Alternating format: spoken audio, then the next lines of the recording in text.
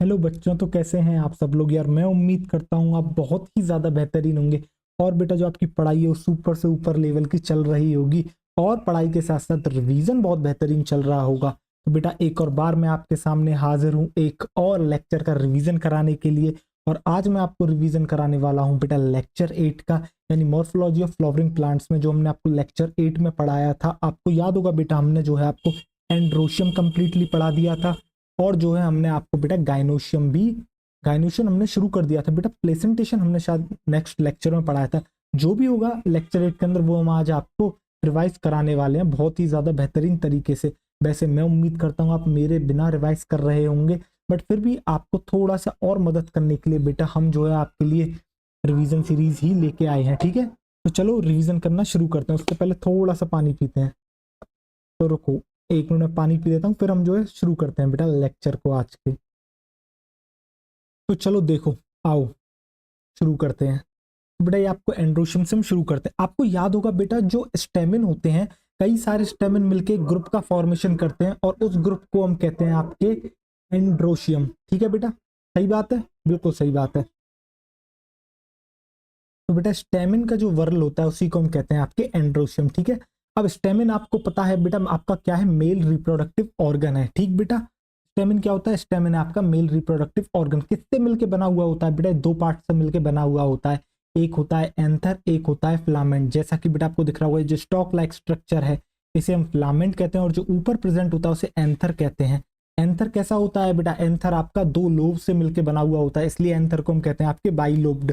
और हर लोब के पास बेटा आपके क्या होते हैं, दो दो पोलन सेक्स होते हैं। बेसिकली बेटा चैम्बर्स होते हैं, एंथर के अंदर दो चैम्बर्स प्रेजेंट होते हैं। उन चैम्बर्स को हम कहते हैं क्या, आपके पोलन सेक कहते हैं। इन पोलन सेक के अंदर क्या प्रोड्यूस होता है बेटा, इन्हीं पोलन सेक के अंदर प्रोड्यूस होता है आपके पोलन ग्रेन। और बेटा जब आप सेक्सुअल रिप्रोडक्शन फ्लावरिंग प्लांट्स पढ़ोगे तो वहां आपको इन डिटेल इसके बारे में पढ़ना है, आपको इसकी लेयर्स के बारे में पढ़ना, आपको अलग लेवल पर जाके जो है वहां पर मजा आएगा पढ़ने में। ठीक है बेटा, तो आपको ये समझ में आ गया पोलन ग्रेन्स कहाँ प्रोड्यूस होते हैं, आपके पोलन सेक्स में होते हैं। यहाँ बेटा हम उतना ही पढ़ा रहे हैं जितना आपके एनसीईआरटी ने लिखा है। ठीक बेटा, जिससे आप एनसीईआरटी पढ़ो आपको कोई भी समस्या ना आए। बाकी हम तो एनसीईआरटी पढ़ा ही रहे हैं। बाद में बेटा अभी तो मैं आपको एनसीईआरटी टुकड़ों में चल रही है हमारी, समझ रहे हो। बाद में हुआ क्या, मैं आपको चैप्टर तो रिवाइज कराऊंगा ही, इसके अलावा मैं एक एनसीईआरटी चैप्टर टू चैप्टर बनाऊंगा, यानी कि NCERT word to word, sorry. हर चैप्टर की बेटा एनसीईआरटी वर्ड टू वर्ड बनेगी जिसके अंदर हम पूरी की पूरी एनसीईआरटी को एक्सप्लेन करेंगे बेटा। और अगर जिसने लेक्चर देख लिए हैं उसको तो सुपर और अलग लेवल पर जाके समझ में आएगा।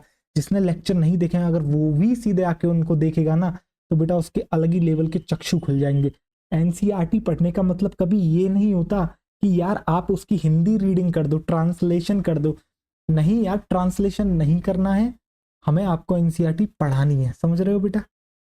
आपको मजा आएगा जब मैं आपको एनसीईआरटी पढ़ाऊंगा, आप देखना। देखो चलो, तो बेटा अगर सपोज करो आपका ये जो क्या कहते हैं एंथर है, एंथर के अंदर सपोज करो पोलन ही ना हो। अगर पोलन ना हो तो ऐसे को हम क्या कहते हैं, स्टेराइल स्टेमन कहते हैं। और इसके लिए एक टर्म बनी है जिसे हम कहते हैं बेटा आपके स्टेमिनोड। किसी को कोई प्रॉब्लम नहीं बेटा, कोई प्रॉब्लम नहीं होगी। व्हेन स्टेमिन्स आर फ्री, अब बेटा आपको याद होगा सेपल पेटल फ्री और फ्यूज थे।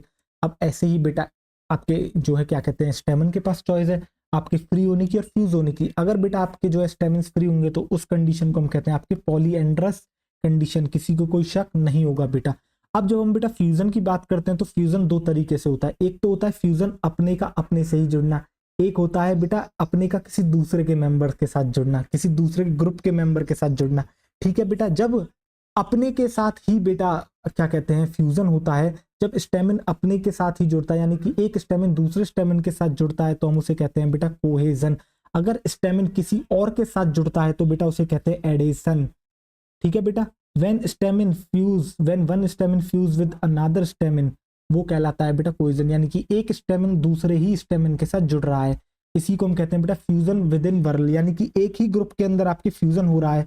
अब सपोज करो आपका जो स्टेमिन है when stamen fuse with member of another whorl, किसी बेटा दूसरे ग्रुप के या फिर दूसरे वर्ल के मेंबर के साथ स्टेमिन जुड़ने की कोशिश करे तो बेटा ये आपका क्या कहलाएगा, एडेशन कहलाएगा। जैसे कि बेटा पेटल के साथ जुड़ने की कोशिश करे आपका। ठीक है, फ्यूजन बिटवीन वर्ल इसे हम कहते हैं बेटा आपके एडेशन। एडिशन बेटा दो तरीके का होता है, आपको याद होगा बेटा, एक होता है एपीपेटेलस, एक होता है बेटा एपीफाइलस या फिर एपीटेपेलस। अगर बेटा आपका स्टेमिन फ्यूज करता है पेटल के साथ तो उसे हम कहते हैं बेटा आपके एपीपेटलस कंडीशन, ठीक है बेटा, जो कि आपको जब हम बेटा सोलेनेसी फैमिली पढ़ाएंगे तब आपको जो है वहां पर देखने को ये मिलेगी, ठीक है बेटा। ब्रिंजल इसका एग्जाम्पल दे रखा है एनसीईआरटी ने, बेसिकली वो सोलेनेसी फैमिली कहना चाहता है। तो देखो बेटा ये आपको सेपल दिख रहा होगा, यहाँ पेटल है, और देखो पेटल के ऊपर ही देखो यहाँ अटैचमेंट हो गया बेटा किसका, स्टेमिन का, देख रहे हो बेटा, दोनों फ्यूज कर गए एक दूसरे के साथ। अब बेटा सपोज करो कोई ऐसा भी तो हो सकता है जैसे कि ये कंडीशन आपको लिलियेसी फैमिली में देखने को मिलती है। देखो आपको पता है लिली के अंदर जो है बेटा सेपल और पेटल दोनों ही क्या होते हैं, अलग अलग नहीं होते हैं, फ्यूज करके एक स्ट्रक्चर होता है बेटा, उसी को हम कहते हैं टेपल, और उसके ग्रुप को कहते हैं पेरियंथ। अगर बेटा स्टेमिन फ्यूज कर जाए टेपल के साथ यानी कि पेरियंथ के साथ, क्योंकि लिली में देखने को मिलेगा, तो आपको कुछ ऐसी कंडीशन देखने को मिलेगी। जब बेटा लिलियेसी फैमिली हम आपको पढ़ाएंगे तब हम आपको एक कंडीशन दिखाएंगे उसके फ्लोरल डायग्राम में भी, ठीक बेटा, किसी को कोई शक नहीं होगा। ये बेटा टेपल है, इसके साथ कनेक्ट कर गया आपका कौन, स्टेमिन, कोई शक नहीं बेटा, कोई भी आपको दुविधा और समस्या होगी नहीं, ठीक। अब बेटा कोहिजन जो होता है आपका फ्यूजन होता है। अब जो फ्यूजन के तरीके हैं आपको याद होगा बेटा, मैंने 3 तरीके बताए थे आपके फ्यूजन के, एक है फिलामेंट की मदद से जुड़े, एक है एंथर की मदद से जुड़े, तीसरा ऑप्शन ये है कि एंथर फिलामेंट दोनों की मदद से आपके स्टेमिन जुड़ जाए। अब जो कंडीशन आपकी एनसीईआरटी में देख रखी है वो दे रखी है बेटा एडल्फस कंडीशन, यानी कि वो फिलामेंट की मदद से जो है आपके जुड़ रहा है, ठीक है बेटा, कोई शक नहीं होगा। अगर एंथर की मदद से जुड़ता तो बेटा उसे कहते हैं हम आपके सिनजेनेसियस कंडीशन, अगर एंथर फिलामेंट दोनों की मदद से जुड़ता तो हम उसे कहते हैं सिनेंड्रस कंडीशन, कोई शक नहीं होगा। सिनेंड्रस सिनजेनेसियस आपकी बुक में नहीं है, आपको नहीं पढ़ना, समझ रहे हो। ऐसे तो बेटा बहुत अथाह है बायोलॉजी, बहुत बड़ी है, आप कहाँ कहाँ तक पढ़ोगे। हम अगर बेटा कोई मॉर्फोलॉजी पढ़ाने लगे ना तो ऐसा भी हो सकता है 4-5 महीने हो जाए और मॉर्फोलॉजी खत्म ना हो, मतलब इतनी लंबी यार। तो ऐसा नहीं करना है बेटा, जितना बुक में दे रखा है उतना ही करना है, जो टीचर करा रहे हैं उतना ही करना है, एक वेरीफाइड एक वैलिड सोर्स से आपको जो है चीजें पढ़नी होती है, ठीक है बेटा, जो आपको सिलेबस के हिसाब से पढ़ा रहा हो।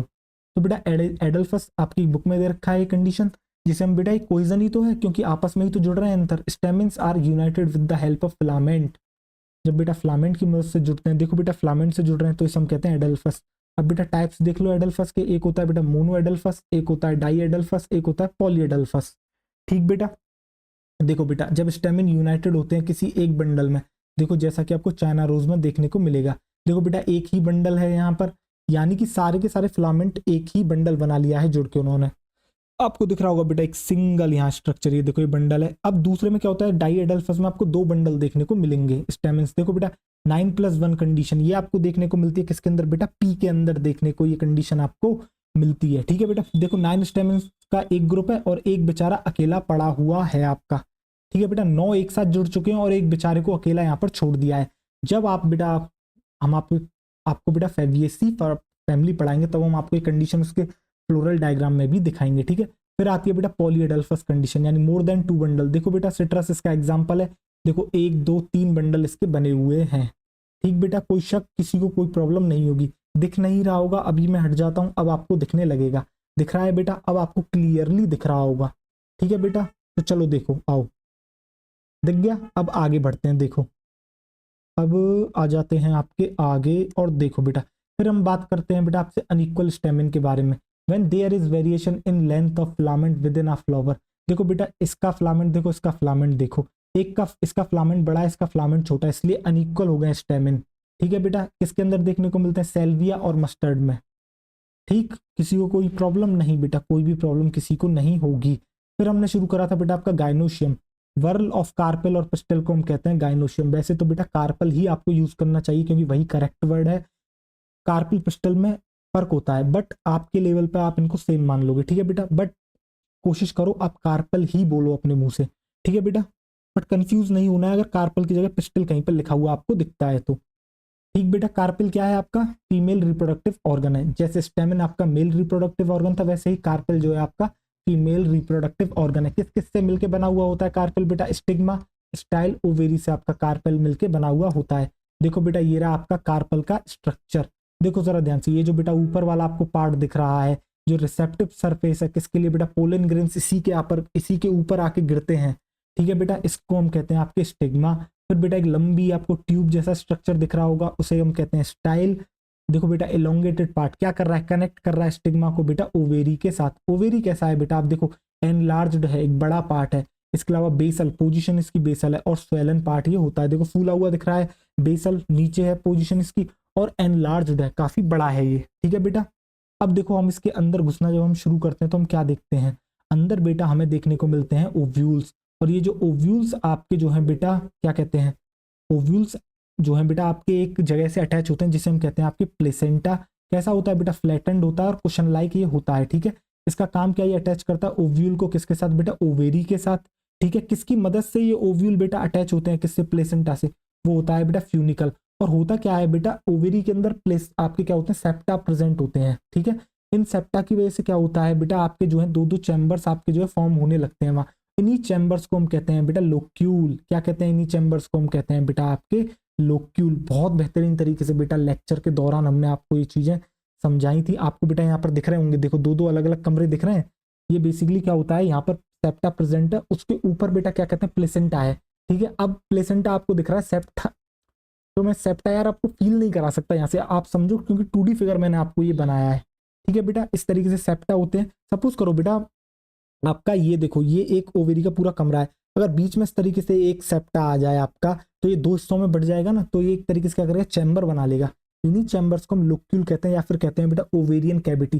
प्रेजेंटेशन में बहुत बेहतरीन तरीके से ये सारी चीजें आपको फील कराई थी और अच्छे से याद होगा आपको बेटा, ठीक है। देखो फिर इसके बाद हमने आपको बताया था बेटा नंबर ऑफ कार्पेल, अगर एक कार्पेल प्रेजेंट है तो उसे हम कहते हैं मोनोकार्पलरी, दो प्रेजेंट है तो बाई कार्पलरी, तीन प्रेजेंट है ट्राई कार्पलरी, और तीन से ज्यादा है तो बेटा इसे हम कहते हैं मल्टी कार्पेलरी, ठीक बेटा, कोई शक नहीं होगा आपको। कार्पेल फिर बेटा फ्री भी हो सकते हैं, फ्यूज भी हो सकते हैं। फ्री होंगे तो बेटा एपोकार्पस कंडीशन कहेंगे, फ्यूज होंगे तो सिनकार्पस कंडीशन कहेंगे। एपोकार्पस आपको देखने को मिलता है रोज और लोटस के अंदर।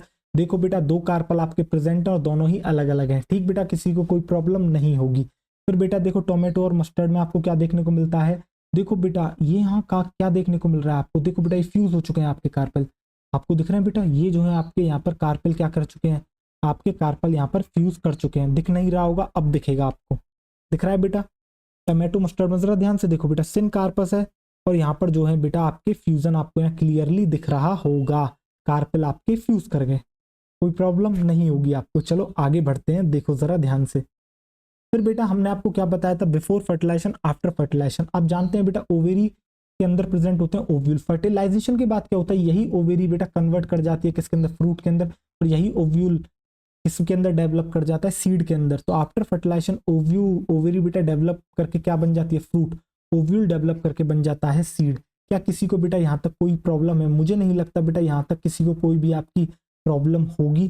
तो बेटा इस लेक्चर को अब जो है हम यहीं तक ही रखते हैं। अच्छा तुम्हें दिख नहीं रहा सीड, रुको, अब दिख रहा है बेटा, सीड आपको क्लियरली दिख रहा होगा, ठीक है बेटा।